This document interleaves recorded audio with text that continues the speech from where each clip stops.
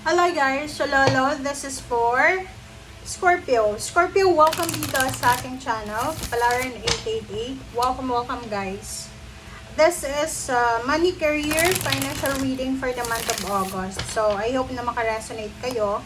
I hope na makuha nyo yung energy. Okay, para sa inyo to. Okay, first card natin is Zero New Beginning. So, sinasabi ng baraso dito, Scorpio, na this month of August, there's a possibility and opportunity na makapagsimula ka ng bagong buhay pinansyal. Ano yung ibig sabihin? Pwedeng magre-resign ka, lilipat ka sa isang mas mataas na sweldo, mas stable na trabaho or negosyo. There's an opportunity also na pwedeng makapunta ka ng ibang bansa. There's an opportunity also na malibot mo yung ibang bansa. Okay? Okay, fertility. Oh, 'di ba? Ang new beginnings at fertility, pareho lang 'yan sila. So this is a confirmation na may magsisimula sa buhay mo. Maraming magbo-blossom sa buhay mo na pwedeng pagkakitaan. Maraming connections. Like ganito 'yon. Kung may lump sum of money ka, halimbawa nag-resign ka sa trabaho mo. So, syempre bibigyan ka ng back pay or last payment. So, may hawak kang malaking amount of money. So, pwedeng gamitin mo yan sa pag-launch ng isang business or pwedeng pagpaplano na pumunta sa ibang bansa para sa placement fee, so pagpaprocess ng mga papeles or so whatsoever man. So, yun ang nakikita ko sa inyo dito ngayong buwan ng August. Kumbaga sobra-sobrang confidence ang meron ka this month of August, lalo sa pera. And maraming opportunity and possibility na makapagsimula ka ng mga bagay-bagay na pwedeng pagkakitaan. Yung talagang pagkakitaan, guys, diba? Sabi ko na eh. So, for the month of August, there's a sudden immediate news regarding lump sum of money, yun. So, para to sa mga nagre-resign, kung magre-resign ka, nagbebenta ka ng bahay, ng lupa, or so whatsoever, nag-a-apply ka ng trabaho, papuntang ibang bansa, ang sabi ng baraso dito, mabilis na job offer na pwedeng yung sweldo, mataas yung sweldo. So, there's a incoming lump sum of money sa buhay mo. Okay, so ganun din, sinasabi ng baraso dito na yung information na to na parating sa'yo, okay, yung balita na to na pwede mong pagkakitaan, itong information na to ay pwedeng maging susi, maging parang daan, okay, pathway, para makapag-save ka ng pera. Siguro dati, hindi ka makapag-save ng pera kasi mababa lang yung sweldo mo, tapos marami ka pang mga obligations, responsibilities. But now, kahit may responsibilities ka, kung mataas yung sweldo mo, syempre makakapag-ipon ka pa rin. But the problem is, nakikita ko, may konti ka na regrets. I don't know, eto yung sitwasyon ng isang anak. Like for example, anak ka. Tapos, nung mga times na hirap ka sa buhay pa yung parents mo. Tapos ngayon, na papunta ka na doon sa financial stability, wala na sila. So, parang naiisip mo, nare-realize mo na sayang, 'di ba? Hindi nakita ng mga taong talagang nagmamahal sa'yo kung ano yung success na meron ka sa ngayon. Okay?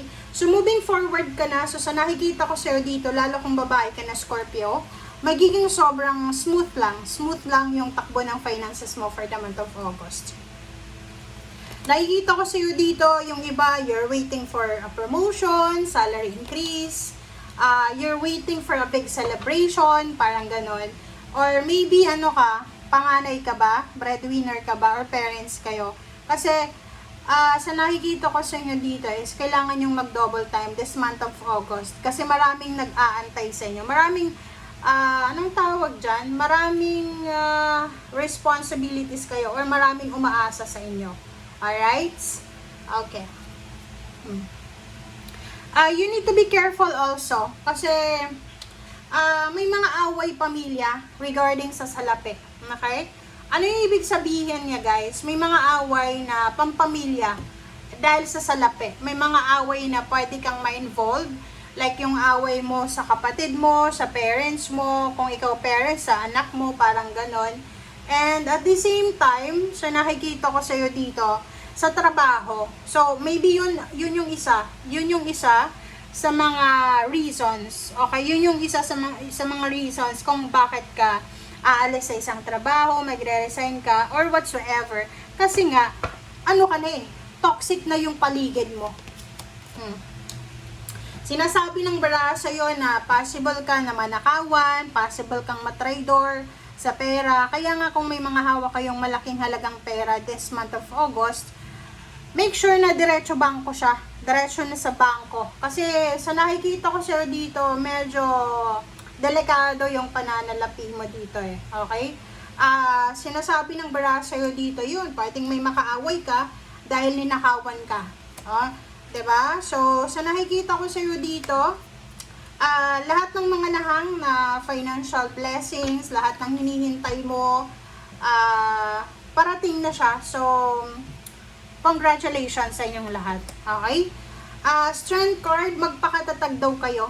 Okay? Magpakatatag kayo lalo na sa paghahawak ng salapi. Sa pagbabalance ng salapi. Kung breadwinner kayo, yun lang. Kasi sa nakikita ko sa inyo dito, kung breadwinner ka, tapos yun, mag-isa ka lang sa pamilya na breadwinner, mas marami ka pang struggles na may experience. And at the same time, sa nakikita ko sa'yo dito, medyo malungkot ka kasi hindi appreciated ng mga tinutulungan mo yung tulong na binibigay mo, lalo sa mga kapatid mo or sa magulang mo or sa mga anak mo. Sa nakikita ko sa'yo dito, yun, wag masyadong gumastos ng gumastos ngayong August na to. Wag masyadong gumastos ng gumastos. Bakit? Kasi pagandaan mo daw yung taghirap season. Okay? There's a time sa buhay mo na siguro I don't know how many months, 5 to. So, pwedeng May next year or 5 months from now, pagandaan mo yan, lalo kung nag-resign ka sa trabaho, wala ka ng trabaho, unemployed ka, pagandaan mo yung yung taghirap season. Okay? And itong Queen of Wands na to, sinasabi ng fire sign, Leo, Aries, Sagittarius. I don't know kung sino yan, pero importante yan sa buhay mo. Sa nakikita ko sa'yo dito, may tao na, yun, fire sign, Leo, Aries, Sagittarius, and Aries, Leo. May matutupad siyang pangarap. So, I don't know, sino ba yan? Kapatid mo, kaibigan, basta mayroon siya na pwedeng maging rason para magselos ka or mainggit ka, tapos mag-splurge ka ng pera. So, yun ang mali dito. Okay?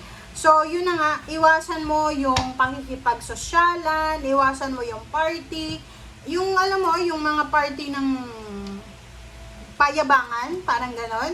Mag-iingat ka, kasi, sorry, pero eto talaga sabi ko nga, there's a karma season this 5 months na to. So, makikita mo yung mga kakilala mo na ang galing-galing mag-save ng pera. Marami silang pera this 5 months na to. Lalabas yung pera, yung savings nila. Kaya kung wala kang pera na sinave, may ingat ka talaga sa kanila. So, you need to be careful. Umiiwas tayo sa mga taong yan. Kung alam mo na mayaman yan, may mga source of income yan, umiwas ka na lang kasi may ingat ka. And yung emotion mo valid yan kasi tao ka lang. Pero ang problema dyan, pwedeng magkautang-utang ka dahil sa insecurities na mararamdaman, which is valid naman yan, guys. Kahit naman sino, like halimbawa, nagtatrabaho ka, di ba? Alam mo sa sarili mo, deserve mo din yung blessings.